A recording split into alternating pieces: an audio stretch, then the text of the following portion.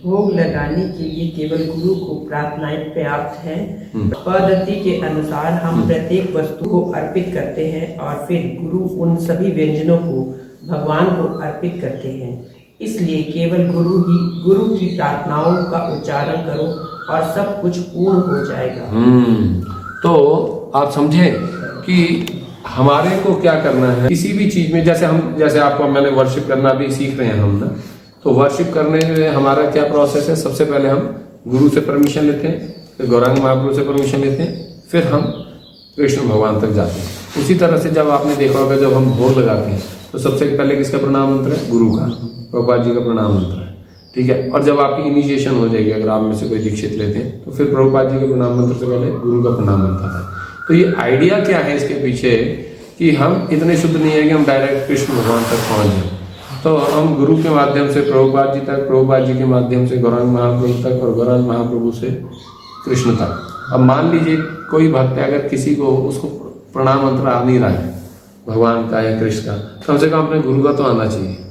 तो अगर आप अपने गुरु का भी प्रणाम मंत्र करके और गुरु को रिक्वेस्ट करोगे कि आप भोग लगा दीजिए तो वो भी लग जाता है। पर इसका मतलब ये नहीं है कि हमें मंत्र आने नहीं चाहिए, ठीक है, हमें मंत्र आने चाहिए अच्छे से। तो गुरु की इतनी महिमा है एक्चुअली में।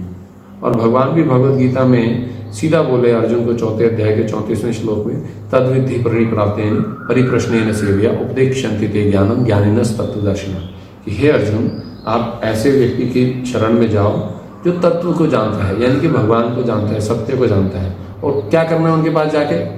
ऐसे नहीं डायरेक्टली जाके भाई साहब प्रश्न पूछने लग गए, हाँ जी बताइए ये क्या है वो क्या है, नहीं।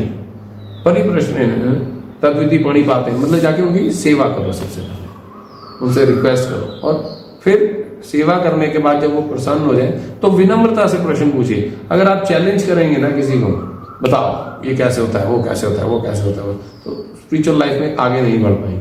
स्पिरिचुअल लाइफ में अगर आपको भक्ति में आगे बढ़ना है, आध्यात्मिक जीवन में आगे बढ़ना है, तो आपको विनम्रता सीखनी पड़ेगी और विनम्रता से प्रश्न पूछने, ऐसे नहीं। और कई लोग ऐसे भी जानबूझ के प्रश्न पूछते, देखता हूँ इसकी बुद्धि कितनी तेज है तो इसकी चेक करते हैं बुद्धि को, तो प्रश्न पूछते हैं फिर। तो उस भाव से भी पूछोगे तो भी आपकी भक्ति में आगे बढ़ोगे नहीं, क्योंकि भगवान से ज्यादा तो आप चैंपियन हो नहीं सकते। और गुरु किसके रिप्रेजेंटेटिव है? भगवान के। तो अगर आपने गुरु की टांग खींचने की कोशिश की तो सीधा ना कृष्ण आपकी टांग खींचेंगे फिर, क्योंकि गुरु जो है साक्षात हरि है।